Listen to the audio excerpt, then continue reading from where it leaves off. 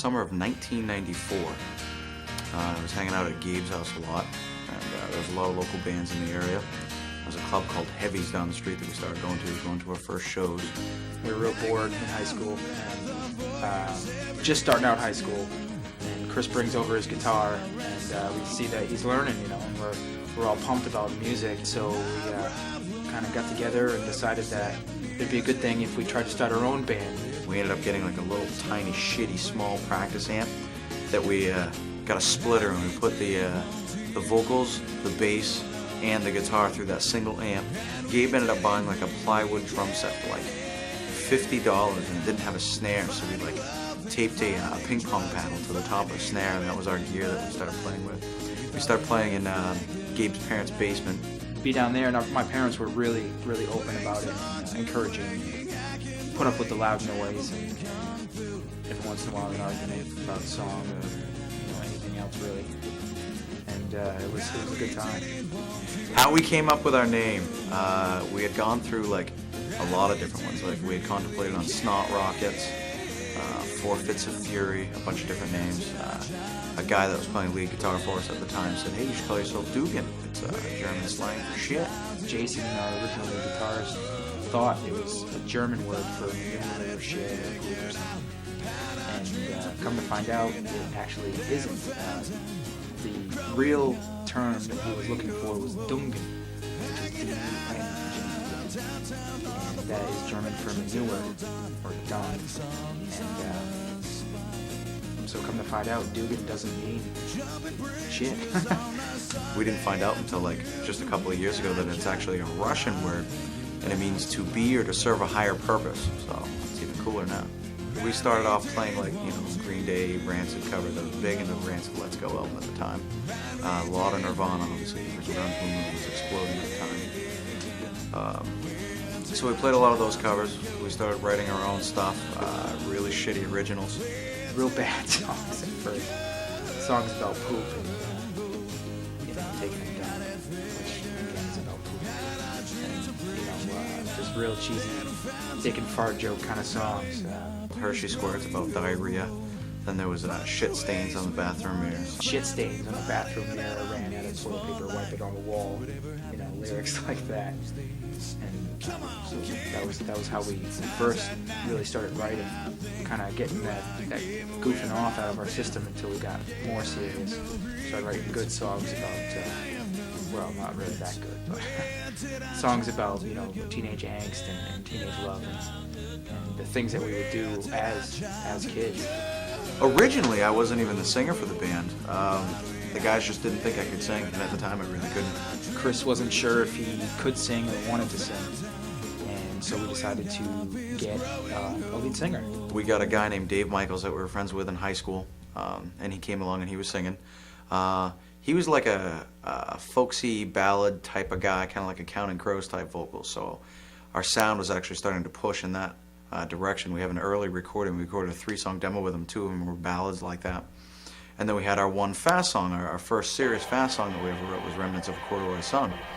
And I'd been kind of playing the punk and grunge tunes undercover and practicing my vocals. So we go to the studio, going to 4th Street Studios, and we, we're about to lay down the vocals for Remnants of a Corduroy Sun. And I said, "Would you guys mind if I tried singing this one?" And I think Dave was probably a little bit insulted, but he said it was okay. But anyway, so I get up there and I do my thing, and it sounds terrible to this day, but at the time we were like, "Holy shit, that's Chris." Because it had that rancid, gritty sound to it.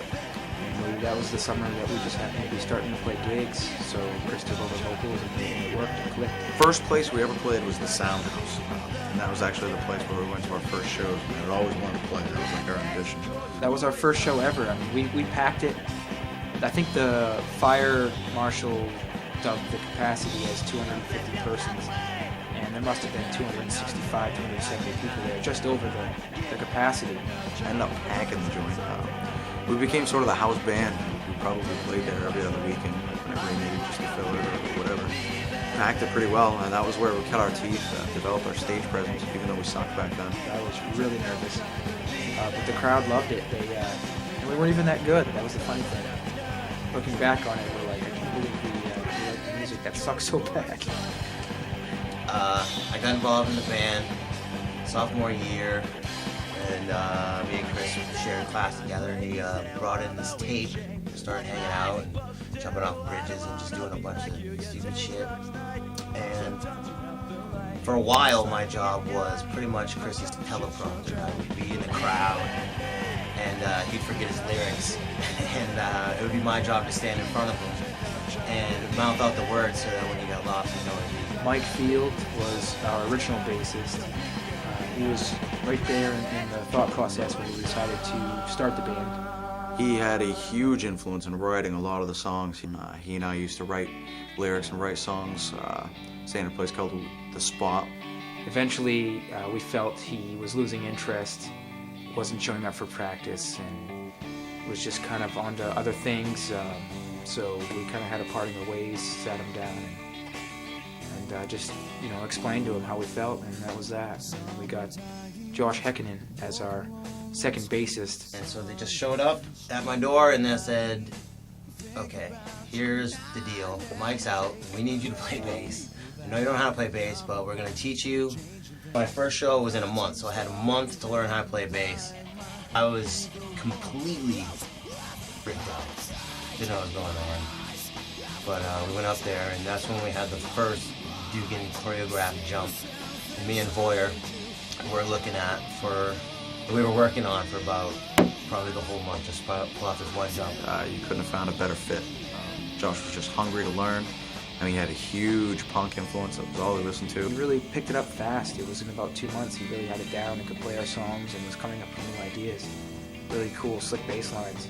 He starts learning, more advanced scales and whatnot, and he's just shaped the sound of Dugen the way it is today, just with the intricacies of the bass. We played other shows. There's a club called the Outback. The Outback were actually the first band to ever play there. Played there like 3 times. Played a pizza parlor. Played a ton of battles of the bands. Won a lot of awards, good reviews. We played a show on a local cable access TV show called the Danny Cashman Show. I was a couple years behind the rest of the guys, so I never really knew them, but everyone knew of them. It was just the way it was, man. Everyone always talked to them in the halls, and so it was kind of like you wanted to be a part of it. I'd always go out to the Dugen shows, and they were one of the only bands that played right around the area.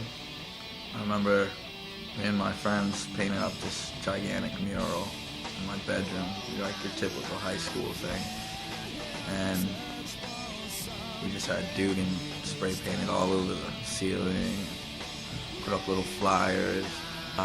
And then the scene just sort of died after a few years. So what we ended up doing is, just because we love to play, we used to rent out halls. We used to rent out the Knights of Columbus halls. And, we'd get with the Knights of Columbus guys. They'd give us the hall for free if we paid for it after out of the door, and then all the profits had to be given to a charity of their choice. So we never made any money, but we kept the scene alive. We probably threw, one every couple of months or so. Rented it out. Place was always packed, a couple hundred kids. In 2001, Squirrel started up with us. Josh, knew a kid that was really looked up to us as a musician. I was just out riding on my skateboard one day, and I figured I'd stop in because I heard him. I figured I'd see what's up. So I knock on the door, and all at once, all 3 heads pop out. Chris is there, and he's like, how far away is your guitar? How fast can you be back here with your guitar and your amp? I was like, oh, it's right around the corner, man. So they sent me to go get my guitar, and I went down, came back, hurried back, and I was just about pissing myself, excited at the chance. First, Chris fucking. I fucking hated Squirrel. Chris and me, when I first joined the band, we were always kind of butting heads. He's the little chattering thing that runs up your pants and nibbles at your butthole, and you can't stand it, but it makes you laugh for some reason. We call him Squirrel because he's always got nuts in his cheek. There's more to that, but Man, the kid had heart. He would just move around on stage like nothing else. he's written a lot of really, really great songs that we still play today. He definitely added some more edginess to the mix. And he's probably been the best lead guitarist we've had. The first show we played, while I played with them, I was nervous as hell. But it was the Ellsworth's Battle of the Bands at the Grand Auditorium. And it ended up being awesome. Like 20 minutes before we were scheduled to play, I just got all these butterflies just swarming in my stomach. I'm like, oh, I don't know if I can do this. I feel like I'm gonna puke. Can't stop shaking. So then it was finally our turn to come up. And we're standing there with the curtains were still drawn. And we're just listening to the people scream Dugen, Dugen, Dugen. And, we hadn't played there. I wasn't expecting anything like that. And then the curtains open, we just come out, and all the lights were shining down on us, and there's all these people out in the crowd. More recent shows, we've done live concerts on the radio. We're about to do another one. We play venues all over the state now. We play a lot locally in Bangor and Orono. Bar Harbor is probably one of our favorite places to play. It's a tourist town, but all the kids there love us. They know all the words, and you take a little tiny bar, that can only fit maybe 100 people, and when you pack it, there's a lot of energy in the place. So we do a really good job live. I think on the CD we sound good, but live is definitely worth the effort of coming out or paying the money. It isn't even about the money. It's more of just we like to play, and the crowd understands that, and they see that. We're up there running around like crazy, playing our hearts out. Now we were able to go down and play in the New York Music Festival, which was a dream for me, getting able to play guitar in New York. We played New York twice. The first time we went down for the New York Music Festival, which is like a 10-day event. It was like a job fair for musicians. Basically, thousands of applicants from around the world apply. They choose the best 300. We got chosen. You go down, and when you play, it's like auditioning in front of record executive people, and they judge you, and whoever they like, they sign on. We ended up making the final 15, so we went to all the after parties. A premier club called The Lobby actually threw us a CD release party while we were down there, which was pretty nice, because earlier in the week when we tried to get in there, they kicked us out. Anyways, as a result of our performance in the music festival, everyone really liked us. We ended up getting invited back to play CBGB's, which was like the mecca for us. Especially growing up listening to the punk rock that we listened to. The place has so much history. It was intimidating playing at the Mecca. So we went back down for that because I was like a month later. And it was amazing. We just walked into this little dingy club downstairs. It was all dark and dirty, and it just was a perfect punk club. You join a band, it's like getting 3 best friends or 4 best friends, however many. It's not just a bunch of people playing music. It's a forming. Gabe and I have been friends, obviously, since 2nd or 3rd grade, and we just decided to learn music together. And I don't think I can play with any other drummer.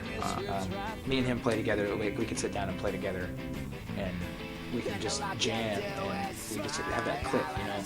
It's not like the rest of the guys. We play together well, but me and Chris can just, we know what each other are gonna do. We can read it and see it before it happens, and change the tempos at the same time and not even realize it.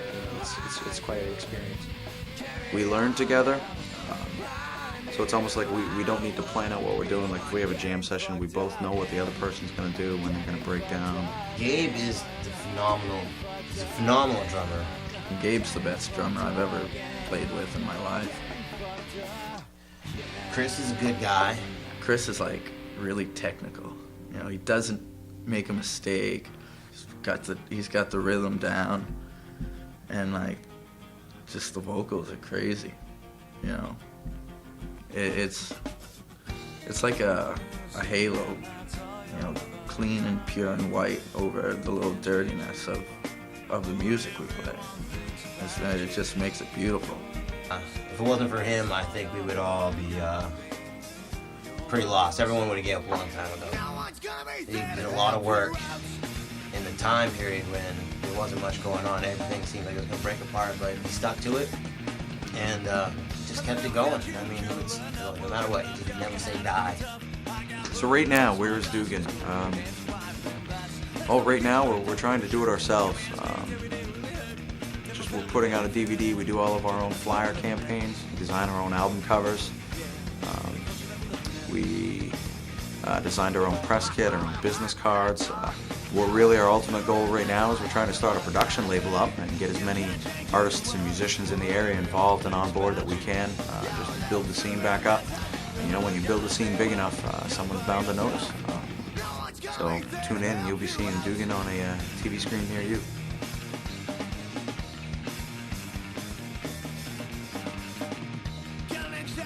Collection, massive head gear and a bad complexion, scary bone frame but a robust mind. Trust in me, you'll never go blind if you masturbate all the time. I took my mom to the prom, we got some